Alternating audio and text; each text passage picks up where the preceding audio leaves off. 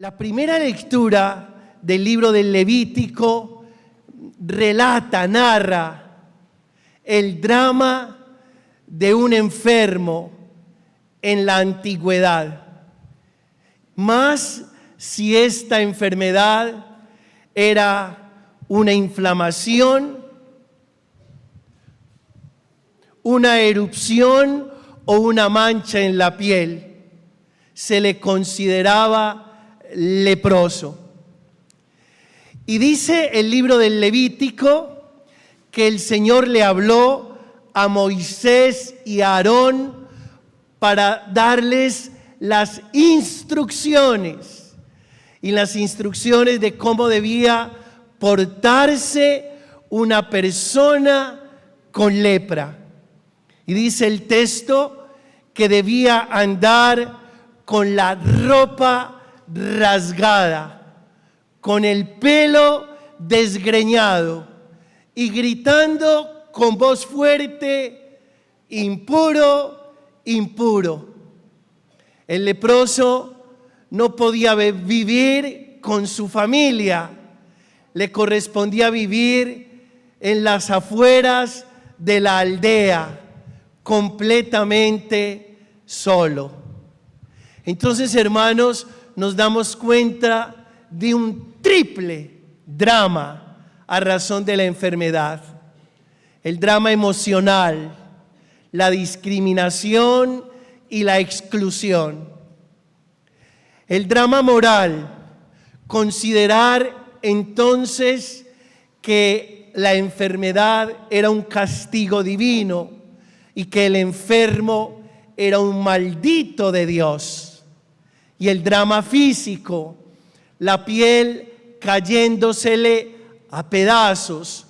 Y no solo la piel cayéndosele a pedazos, sino el dolor y el mal olor por esta enfermedad.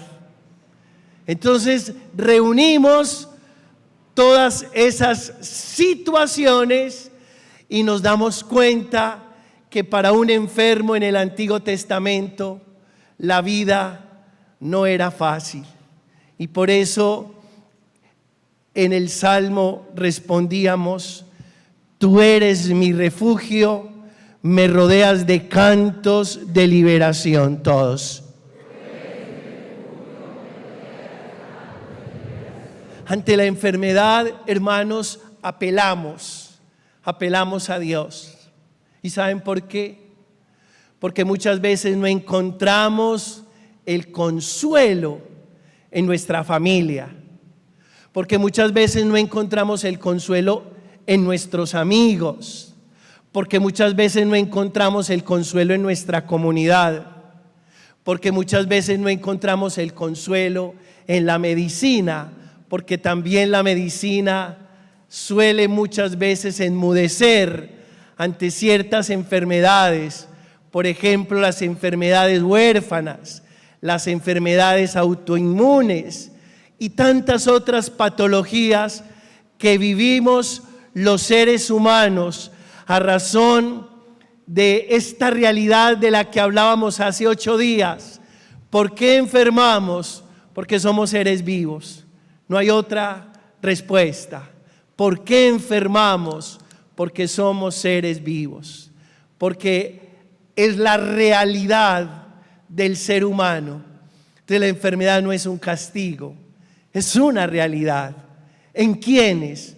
En todos los seres vivos y en nosotros los humanos, con conciencia para responder, ojalá de la mejor manera, ante las enfermedades de la vida.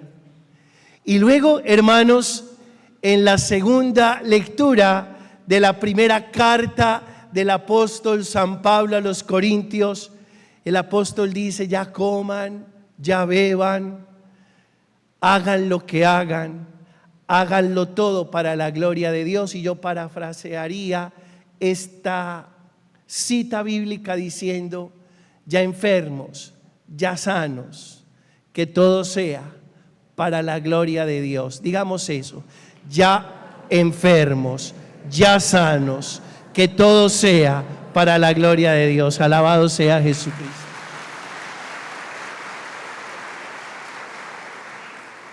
Y luego en el Evangelio que hemos proclamado de Marcos, cómo se rompe ese paradigma del Antiguo Testamento. El Señor le dice a Moisés y a Aarón cómo debe ser la vida de un enfermo de lepra. Hay unas instrucciones y son instrucciones de exclusión y son exclusiones muy fuertes. Por supuesto que eso tiene una explicación. Estamos hablando de la antigüedad y no habían los medios medicinales para solucionar la enfermedad. Y lo único que había que hacer era evitar ¿qué? El contagio. Evitar el contagio. Pero de todas maneras, Jesús rompe ese paradigma. Y en el Evangelio de Marcos está claro. Dice, en aquel tiempo se acercó a Jesús un leproso. Se acercó. Y eso era impensable, que un leproso se le acercara a una persona sana o a una persona aliviada. E impensable porque primero el leproso sabía que no podía hacerlo. Y segundo porque una persona sana no se lo iba a permitir. Y el Evangelio cuenta que un leproso se le acercó a Jesús y suplicándole de rodillas, es decir, aquel que en la antigüedad era considerado un maldito de Dios, ahora se siente con el derecho de implorar la salud ante Jesús y por eso se postra. Todo está cambiando, porque con Jesús todo cambia, el panorama es completamente diferente. Y le dice a Jesús, si quieres, puedes limpiarme. Es decir, no le pregunta, no indaga por el poder de Jesús. Sabe que Jesús lo puede hacer, pero aquí le está preguntando es si quiere.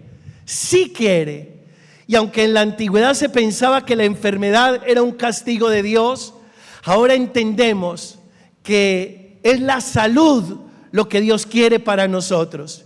Y por eso Jesús le responde sin ninguna duda, sin dilatar el momento, quiero, queda limpio. Y aprendemos, hermanos, que Dios quiere la salud para nosotros, que Dios nos quiere sanos. ¿Qué tal que uno de ustedes, después de 21 siglos de la presencia del Maestro en nuestra vida y en nuestra historia, siga diciendo que una enfermedad es voluntad de Dios? No. O diga que esta enfermedad me la mandó Dios. No. Falso de toda falsedad. Porque en Jesús hemos aprendido que Dios quiere la salud para nosotros. Que por supuesto vienen los años, viene el desgaste físico, vienen las enfermedades y que hay que aprender a aceptarlas y nos tenemos que adaptar.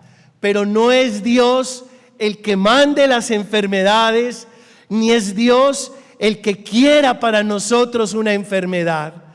¿Y cómo descubrimos esta verdad? La descubrimos a través de este Evangelio, cuando aquel hombre que sufría de lepra le dijo a Jesús, si quieres, puedes limpiarme. Y Jesús, compadecido, es decir, amoroso, extendió la mano, lo tocó. Lo impensable. No se podía tocar un leproso. Y por eso sigo diciendo que Jesús rompe todos los moldes de la tradición y de las prescripciones religiosas de la antigüedad. Lo tocó y le dijo, quiero, queda limpio. Dice el Evangelio que inmediatamente se le quitó la lepra y luego Jesús le dijo, no se lo digas a nadie. ¿Y por qué Jesús le pide que no se lo diga a nadie? Porque si se daban cuenta que Jesús había tocado un leproso, entonces tampoco él podía entrar a la aldea, tampoco podía estar con los del pueblo.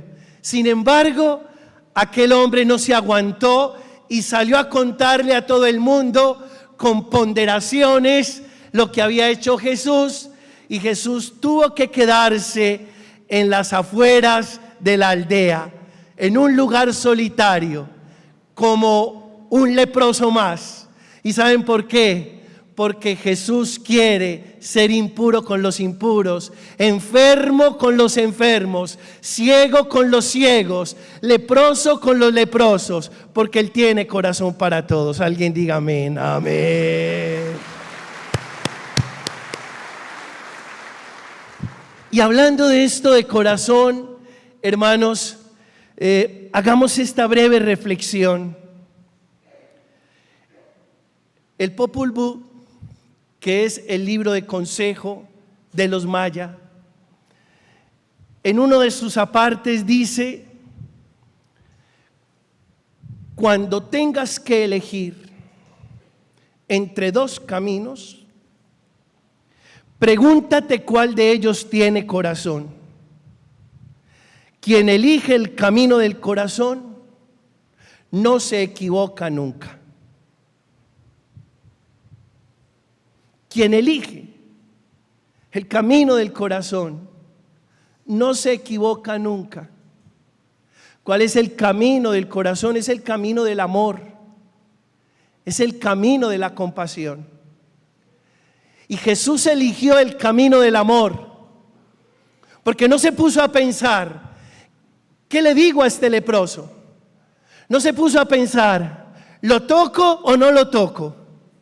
No se puso a pensar, ¿qué van a decir si lo toco y en qué problema me voy a meter? No, sin dilatar nada, tomó el camino del amor, el camino de la compasión, y lo tocó y lo sanó de la lepra. Cuando tengas que elegir entre dos caminos, pregúntate cuál de ellos tiene corazón. Y quien elige el camino del corazón, no sé qué.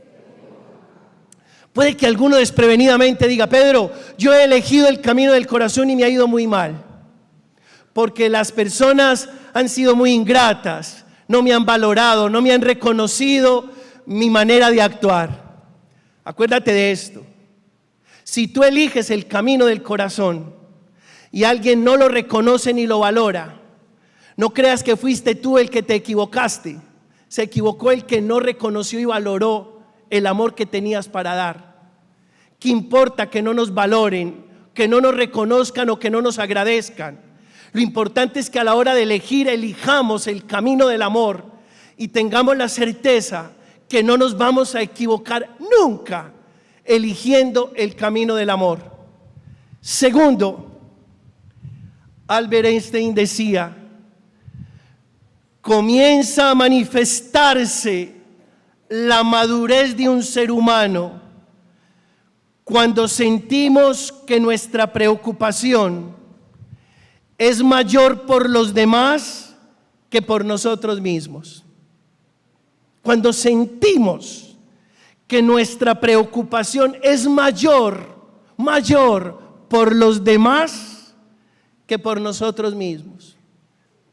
¿Cómo se llama eso? Se llama madurez humana. Cuando a ti te importan las necesidades y las realidades de los demás, incluso por encima de las tuyas, se llama madurez humana. Les voy a decir por qué. Y no los estoy invitando a que dejen de pensar en ustedes. No. Pero cuando una persona ha logrado madurez humana, no se centra en su dolor, es capaz de salir de sí misma para abordar el dolor y la necesidad de otros. Con todo el respeto que merecen los adolescentes y sin el ánimo de generalizar, la edad de la adolescencia es muy dura y convivir con adolescentes es todo un reto, porque a un adolescente solo le importa Él. Y todos los que ya pasamos por esa etapa sabemos que así fue. El problema es que usted y yo crezcamos y sigamos siendo adolescentes y que nos centremos solo en nuestra necesidad y nos olvidemos de la necesidad de otros. Por eso uno escucha a muchos papás que dicen: padre, yo no sé qué hacer con mi adolescente, yo siempre le quedo debiendo. Siempre le quedo debiendo. Nunca termino de pagarle a mi adolescente. Porque él se cree el centro de la tierra. Porque él se cree el ombligo del universo. Es una etapa de la vida. Pero hermanos, ojalá nosotros no nos quedemos adolescentes y aprendamos a madurar. Y una manera de saber qué tanto estamos madurando como personas es cuando somos capaces de salir de nosotros mismos para abordar al otro en sus múltiples dificultades y necesidades. Tercer punto de reflexión. Dice el Dalai Lama en uno de sus escritos: una mente más compasiva se convierte en fuente de felicidad. Diga eso después de mí: una mente más compasiva se convierte en fuente de felicidad. Fuente de felicidad. Los compasivos llegamos o llegan a ser fuente de felicidad. Y qué rico nosotros que logremos ser eso, fuente de felicidad. Tal vez muchas veces hemos dicho que el proyecto de Dios con cada ser humano es un proyecto felicidad. Tal vez muchas veces hemos dicho: yo quiero ser feliz. Tal vez muchas veces hemos dicho: lo más importante de la vida es ser feliz. Pero nunca nos hemos detenido a pensar que no es ser feliz, es ser fuente. ¿Cómo? De felicidad. Porque cuando yo digo es que lo único que yo pretendo con mi vida es ser feliz, en el fondo hay un acto que egoísta. Ojalá que pudiéramos hacer ese cambio. No es que yo sea feliz por encima de lo que sea. No, que yo sea fuente de felicidad. ¿Saben quién, sin hacer mucho esfuerzo, es fuente de felicidad? Un niño. ¿No han notado que los bebés, sin hacer ningún esfuerzo, son qué? ¿Por qué? Que me diga, ya sabe lo que le doy en la comunión. Porque un niño naturalmente es fuente de felicidad. ¿Quién no se goza viendo un bebé? ¿Quién no se goza? ¿A quién no le da una alegría inmensa ver un bebé? ¿Y saben qué? El niño no se lo propone, lo hace naturalmente. ¿Saben por qué? Pues como nadie me dijo, yo les voy a contar. Porque el niño nada tiene. ¿Qué tiene? Nada sabe. ¿Qué sabe? Nada puede. ¿Qué puede? Nada. Solo es. Solo es. Nosotros nos gastamos la vida entera tratando de tener, de poder y de saber. Y se nos olvida ser. Hermanos, en la medida en que nosotros seamos, ¿y qué somos? Seres de amor. No somos nada más. Somos seres de amor. Somos un pedacito de amor de Dios en el mundo. No somos nada más. El día que entendamos que somos un pedacito de amor de Dios en el mundo, nos convertiremos en fuente de felicidad. El día que no nos estresemos tanto por saber, por tener, por poder, y le trabajemos más al ser, es decir, le trabajemos más al amor, le trabajemos más a la compasión, seremos fuentes Levante la mano el que quiere ser fuente de felicidad en su casa. Alabado sea Dios, dale la gloria.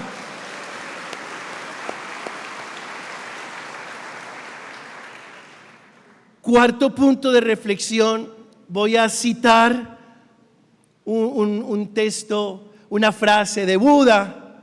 No se asusten por eso, es una manera de ampliar el espectro de la espiritualidad. Ahora no vayan a decirle al obispo que Pedro Justo se volvió budista. No, es simplemente abrir el espectro de la espiritualidad. Hay una cosa muy interesante de Buda que dice: si tu compasión no te incluye, tu compasión es incompleta. ¿Cómo?